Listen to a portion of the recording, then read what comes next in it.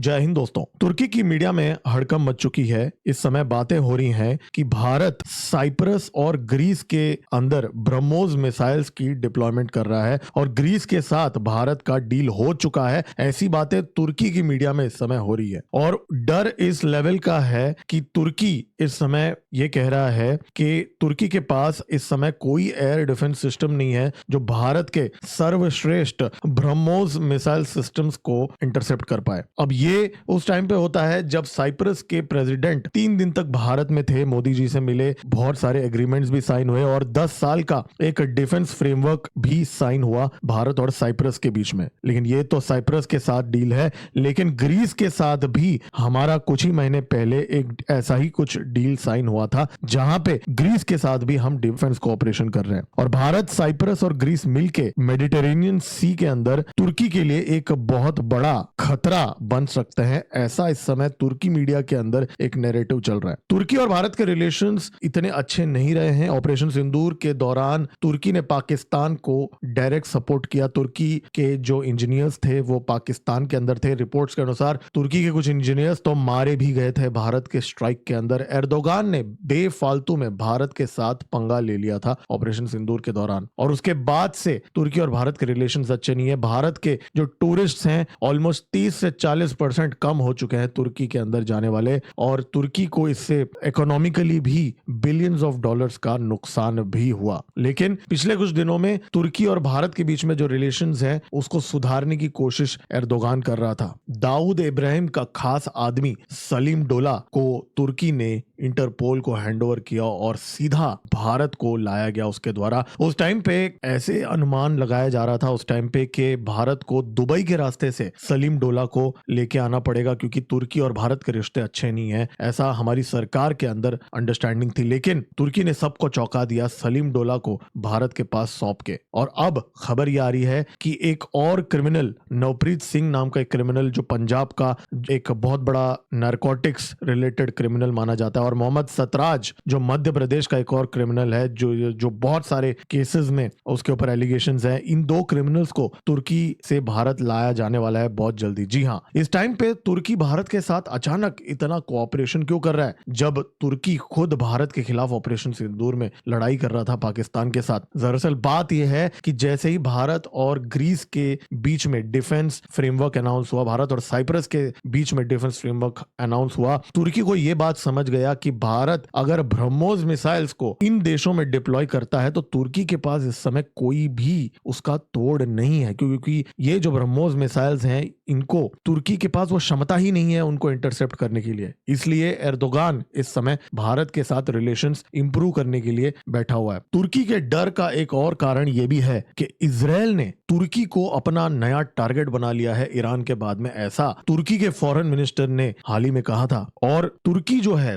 वो कहीं ना कहीं ये एक्सपेक्ट करता है कि इजराइल किसी ना किसी दिन तुर्की के ऊपर हमला करेगा। ये क्यों? क्योंकि इस समय तुर्की जो है खुलेआम हमास के लीडर्स को सपोर्ट कर रहा है। ऐसे रिपोर्ट्स आ रहे हैं कि आज भी गाजा में इतना सब कुछ होने के बाद आज भी तुर्की हमास के लीडर्स को ट्रेनिंग प्रोवाइड कर रहा है तुर्की के जमीन के अंदर। तुर्की ने रिसेंटली फोर्तिला नाम का जो बोट्स का जो एक टुकड़ी था उनको स्पेन से तुर्की आने दिया और फिर स्पेन से उनको इजराइल की तरफ जाने दिया तुर्की ने। इस बात पे इजराइल बहुत भड़क गया। इजराइल ने अरेस्ट भी किए उन लोगों को और वापस तुर्की भेज दिया। लेकिन वो तो एक बात है, लेकिन तुर्की सीरिया के अंदर भी अपने फोर्सेस को भेज रहा है। वहां पे सीरिया के अंदर भी अनस्टेबिलिटी पैदा कर रहा है। तो इजराइल तुर्की से बहुत ज्यादा परेशान है। इसके 3 कारण हैं। एक तो सीरिया के अंदर डिस्टेबलाइजेशन, दूसरा जो है वो डायरेक्ट हमास को ट्रेनिंग देना, फंडिंग देना, सपोर्ट करना, और तीसरा जो है ये जो गाजा के अंदर जो पूरा जो डिप्लोमेटिक एफर्ट है वो एर्दोगान लीड कर रहा है। लेकिन यहां देखने वाली बात यह है कि तुर्की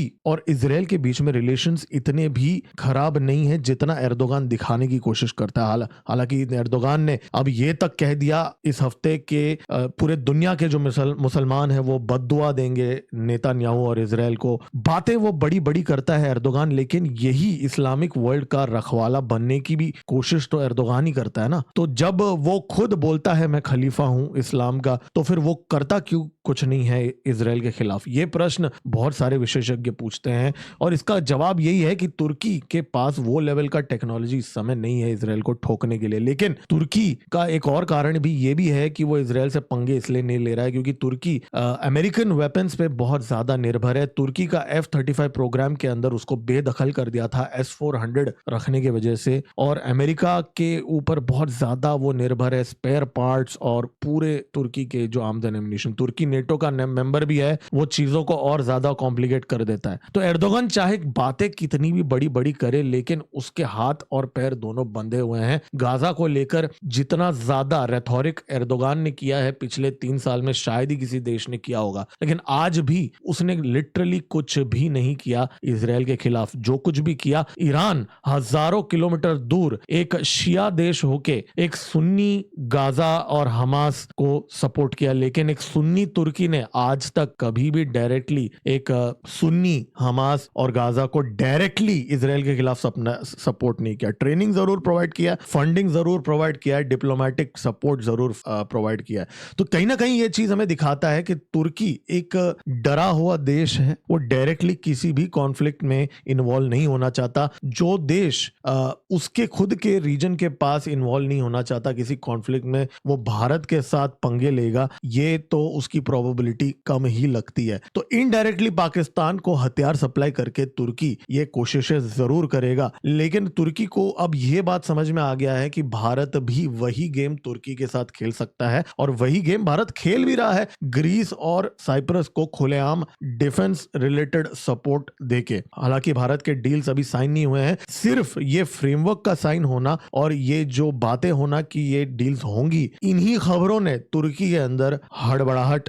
करवा दिया है। और तुर्की के अंदर जो मीडिया है, वहां का पब्लिक है, वो इस समय ये बातें करने लगा। इसका मतलब यह है कि एर्दोगान जो है उसने बेफालतू में ऑपरेशन सिंदूर में पाकिस्तान को सपोर्ट किया, और अब वो एक तरफ से डिप्लोमेटिकली भारत के साथ फंस चुका है। उसकी टूरिज्म इंपैक्ट हुई है, उसकी भारत के साथ जो ट्रेड है वो इंपैक्ट हुआ है। इसलिए कहीं ना कहीं थोड़ा सा एक कैरेट देने के लिए वो भारत को ये जो छोटे मोटे क्रिमिनल्स हैं, ट्रांसनेशनल क्रिमिनल्स हैं, उनको हैंडओवर कर रहा है हमारे देश को, और एक डिप्लोमेटिक आउटरीच स्टार्ट कर रहा है एर्दोगान। इसका मतलब ये नहीं है कि वो पाकिस्तान को हथियार सप्लाई नहीं करेगा, क्योंकि तुर्की इस समय पाकिस्तान, कतर और सऊदी अरेबिया के साथ मिलकर एक सुन्नी एक्सिस बना रहा है। इजराइल के नेतन्याहू ने इसके बारे में बात किया था जब मोदी जी इजराइल गए थे। उस टाइम पे हेक्सागन अलायंस की बात की थी नेतन्याहू ने उनके नेसेट के अंदर, और उस टाइम पे इजराइल ने यह भी कहा था कि भारत को इजराइल के साथ ज्वाइन करना पड़ेगा, और वो सीधा तुर्की के ऊपर ही एक निशाना था, पाकिस्तान के ऊपर एक निशाना था। तो ये जो Turkey, Pakistan, Saudi Arabia, Qatar axis जो है, ये आगे जाके बढ़ेगा ही, और ये कहीं ना कहीं भारत, इजराइल और यूएई का जो एक अलायंस बनते हुए दिख रहा है, इसके खिलाफ खड़ा होगा। लेकिन इसके अंदर ग्रीस और साइप्रस के साथ भारत के इस समय जो रिलेशंस हैं, वो एक बहुत बड़ा फैक्टर उभर के निकलेगा, जहां तुर्की को यह डिसाइड करना पड़ेगा कि वो भारत के खिलाफ कितना ज्यादा साजिश करेगा, क्योंकि एक लिमिट के बाहर अगर वो जाएगा तो भारत भी यहां चुप नहीं बैठेगा और तुर्की की ठुकाई करेगा। ये बात एर्दोगान को समझ चुका है। तो भारत ने तुर्की के ऊपर इस समय एक